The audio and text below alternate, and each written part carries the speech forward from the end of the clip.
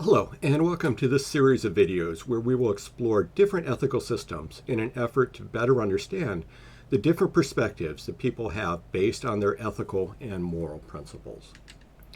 So this one we're going to look at is going to be ethical relativism. And so before we get into ethical relativism, it's going to be important that we have some common terminology, some common language, or at least common terms that we're going to be using when we're approaching this.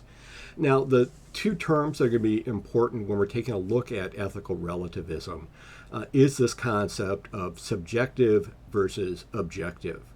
Now, subjective is going to be a term that's used when we're taking a look at things that are going to be influenced by personal feelings, perspectives, and preferences.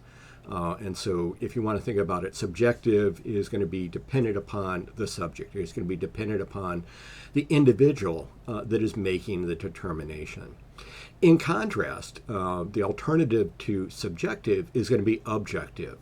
And now with objective, we're going to be looking at positions or views that are based on some type of logical examination of external facts, observations, and measurements.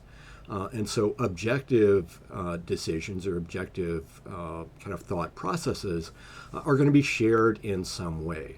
Generally, they're going to be shared and agreed upon by a group of individuals. And so if we take a look at this, subjective is going to be subject to the individual. And it's basically, at a very crude sense, going to be roughly equivalent to opinions. They're going to be unverified, they're going to be biased, but they're going to be based on that individual person's perspective. In contrast, objective views are going to be those that are shared, as we said, shared amongst a group of individuals that have been verified and unbiased in their determination. And so objective views are going to be roughly equivalent to facts because they're going to be based on some type of interpretation or this logical kind of consideration of the facts and observations that are available to an individual. So if we apply this then to this concept of ethical relativism, and ethical relativism is often referred to as moral relativism as well, within ethical relativism, there's this view that morality exists, that there are these kind of guides as to what is kind of appropriate and ethical behavior. And so within this, morality exists. And in that way, you can think about it as being similar to truth and knowledge, which we've already talked about in a previous video. Now, with ethical relativism, though, we're going to be focusing in on this subjective viewpoint, this viewpoint that is based on the individual. So if we take a look at this, within ethical relativism, morality is not absolute. Morality is going to be something that's going to be dependent upon the cultural, societal, and historical context. And so with this concept of ethical relativism, what you're going to be looking at is something that could be right for some people during a specific period of time in a specific location, but it is not necessarily going to be agreed to and followed by individuals in a different setting at a different time or even different individuals. And so if we can take a look at that then, this view of ethical relativism, as it says on the bottom of the slide, is there's no objective, and again, objective based on logic, based on interpretation of fact. There's no objective right or wrong for all people in all locations and all times. And therefore, ethical relativism then is going to be an example of subjectivism. Now, a good classic example of ethical relativism is the view of ethnocentrism. So ethnocentrism is a form of ethical relativism.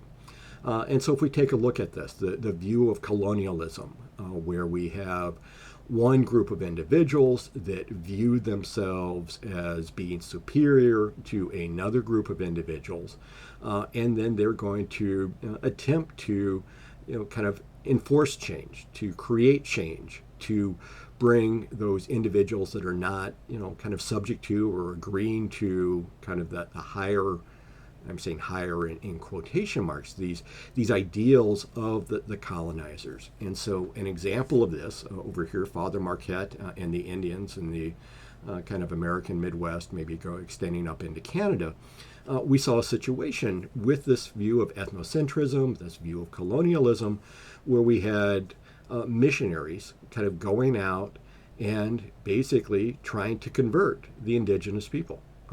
The American Indians, the First Nation, the indigenous people of North America, were viewed as being kind of lesser than the Europeans, because the Europeans had culture, and they had money, and they had property rights, and they had all of this information, where if you take a look at the indigenous cultures, they were connected to the land.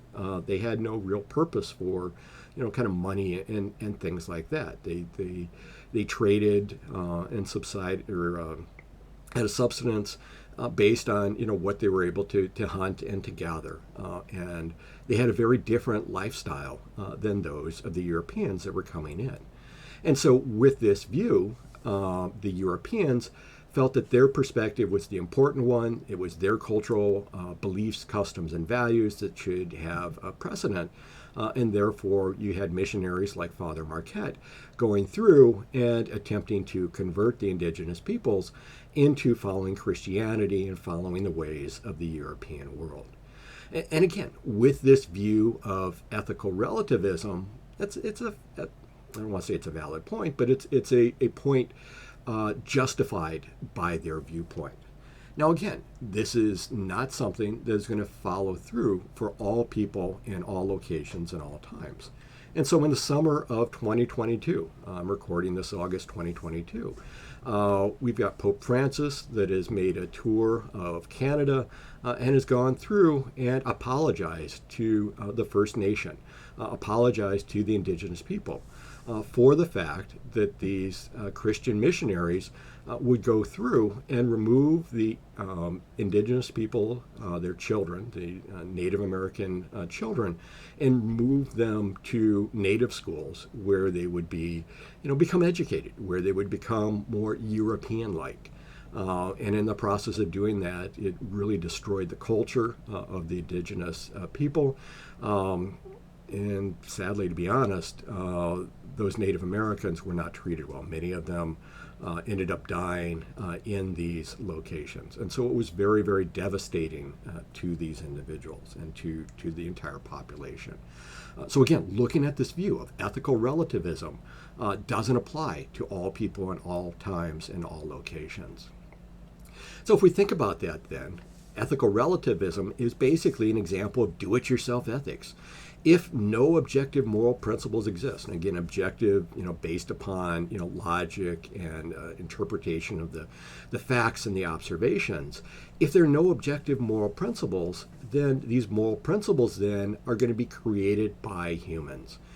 And because they're going to be created by humans, they're going to be dependent upon the perspective of the creator. And so that concept of ethnocentrism said that, the Christian Europeans coming out and colonizing North America had their view that theirs was the correct decision, theirs was the correct ethical viewpoint, and therefore their view is the one that should be followed. However, if we extend that view of ethical relativism, we could make the same argument that the indigenous people of the First Nations, they had a completely appropriate and respectable ethical system in place that did not necessarily have to be replaced by that of the European missionaries. Now, within ethical relativism, there are going to be two distinct branches. The first is going to be subjectivism. And subjectivism is this view that this ethical relativism principles are going to be based on the individual person, or at least on the individual. And so it's the individual person that determines the basis of a moral judgment based on their own interpretation of what is going to be going on. And so within this view of subjectivism, within ethical relativism, any ethical belief is going to be valid, and that ethical belief is going to be varying from one individual to another individual. Again, based on this view that the ethics are going to be determined by the individual person that it's going to be impacting, the person that's going to be making the decision. In contrast, a slightly kind of broader view of ethical relativism is this view of conventionalism. And now in conventionalism, what we're looking at is instead of the kind of ethical rules or tenets being established by an individual, they're going to be established in a social or cultural setting. And so that's like the European Christians are going to have a conventionalism view of ethical relativism, that their view is the appropriate one based on their perspectives, based on their viewpoint, and based on them going out and colonizing the world.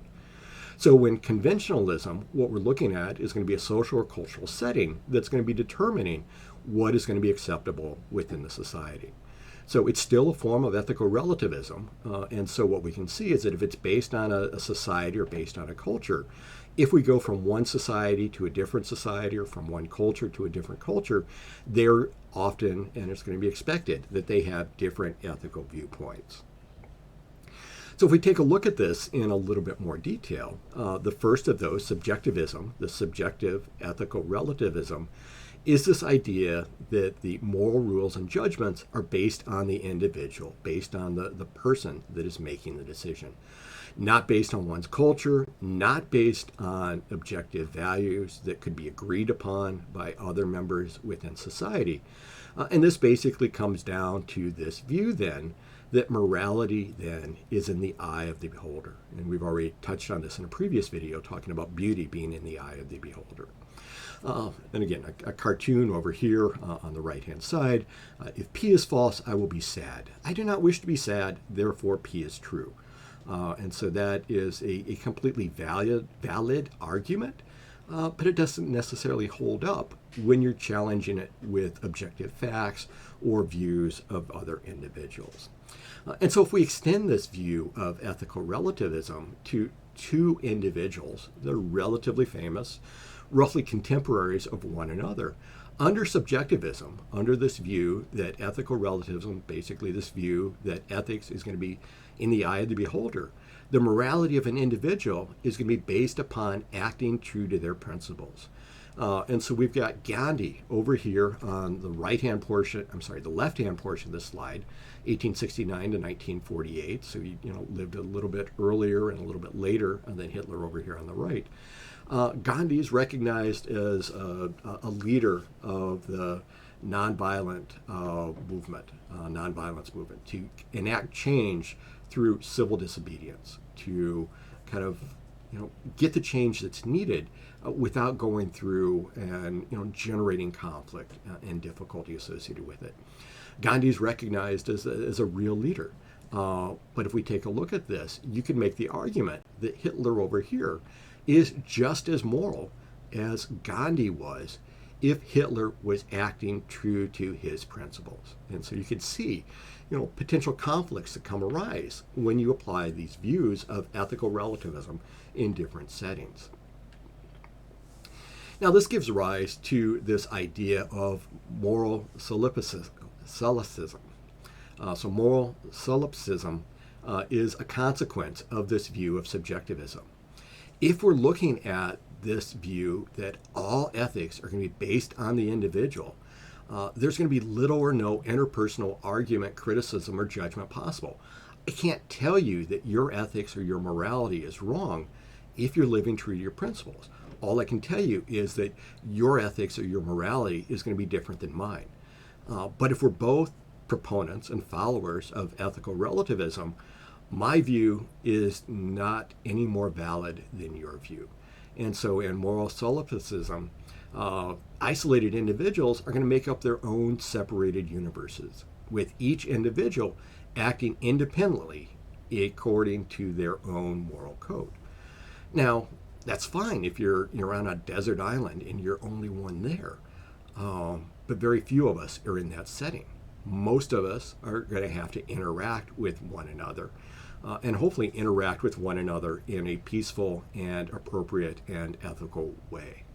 And so because of that, that gives rise that if we're going to follow this view of ethical relativism, potentially we need to be moving more towards this view of conventional ethical relativism, this conventionalism. This idea then that yeah, the ethics are going to be dependent upon the location and the society or culture and the individuals that are there. But those individuals within the entire society, those individuals within the entire culture, are going to agree upon what those rules are. And so there becomes then this social nature of these principles, that they're agreed to by society. Still not objective values, still not necessarily based on objective facts, observations, things like that. So you had an example of the Mayflower Compact, where you had individuals coming together and saying, okay, these are the rules we're going to follow. This is the ethical system that we are going to follow as we go through and colonize the New World within the Mayflower Compact. Now, if we take a look at this then, this view of conventional ethical relativism or conventionalism has what's been referred to as this dependency thesis. So independent acts are going to be right or wrong depending upon that dependency thesis, the nature of society in which they occur.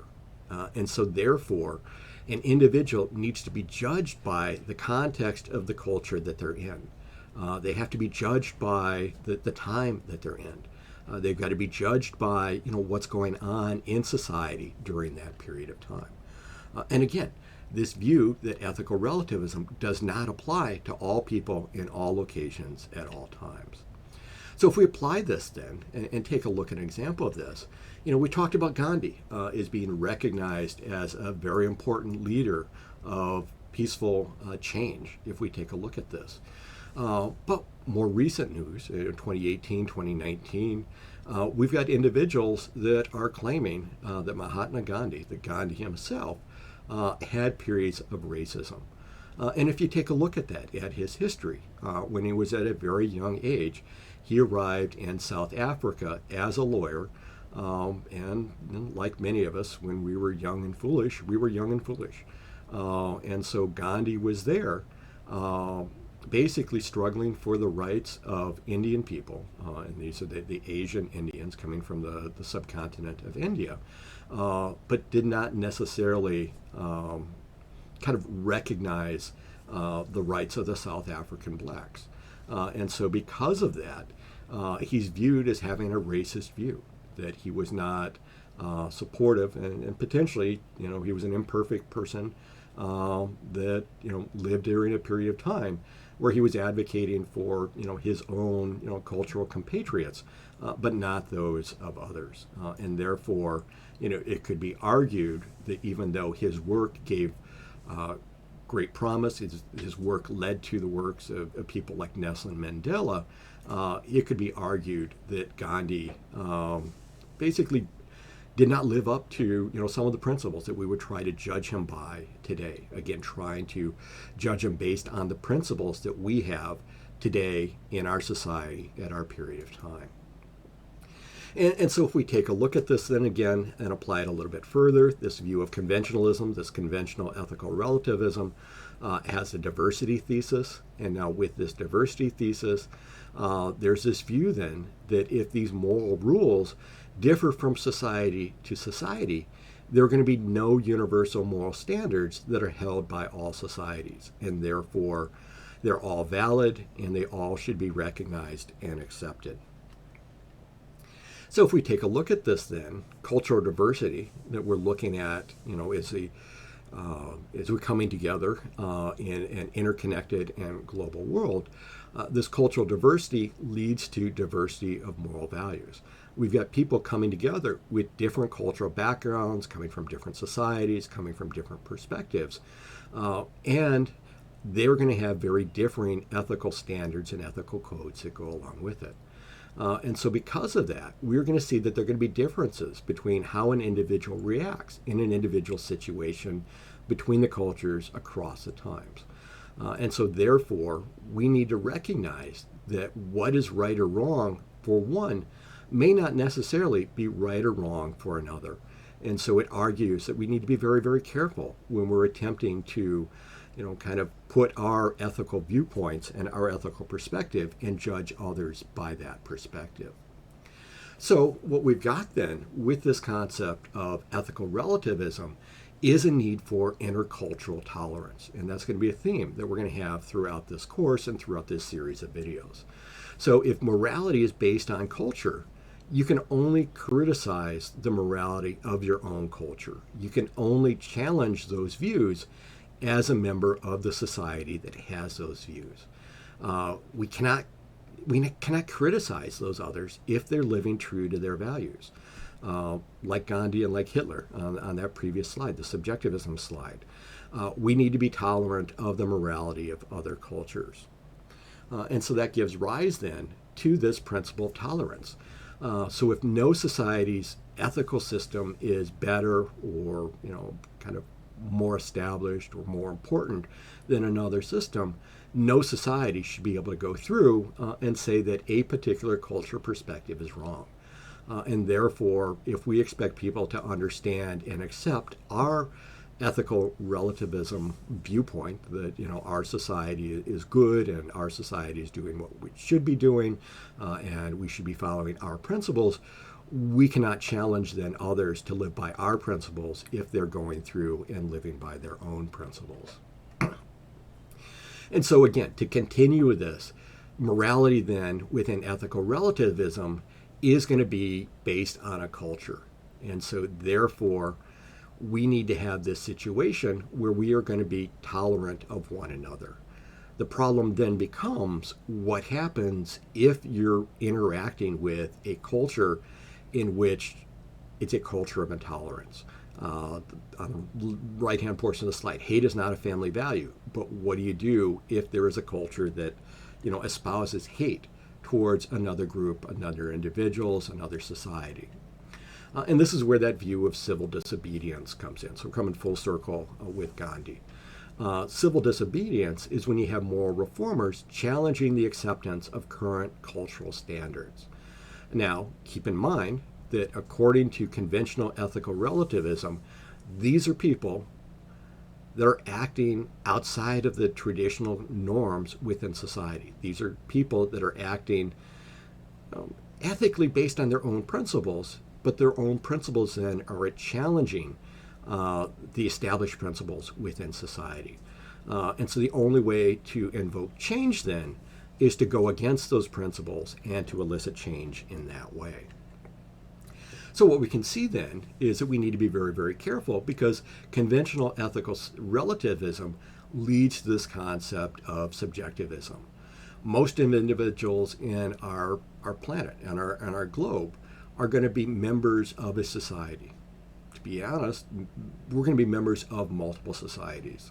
And so, you may be a member of a religion. You may be a member of a professional group. You may be a member of, kind of a neighborhood. So whose culture, whose society do you follow through on? Whose principles are you going to be following? And so therefore, it becomes a little bit difficult, because we're not in a single monolithic culture. We're going to have alternative views that are going to be present, and therefore we need to be able to determine how it is that we're going to be applying these different ethical principles as we're going forward. Now the question then becomes, is moral diversity exaggerated? And so we've got a clay tablet over here on the right-hand portion of the slide. It's got the prologue to the Code of Hammurabi, roughly 4,000 years ago, a little bit less than that. But what we can say is that there are differences across societies, but like many things in the world around us, there are probably more similarities than there are differences. And so, like much else, we should focus in on those things we have in common in order to be able to better understand and communicate for those things that we have that are kind of less in common, that are potential conflicts with one another.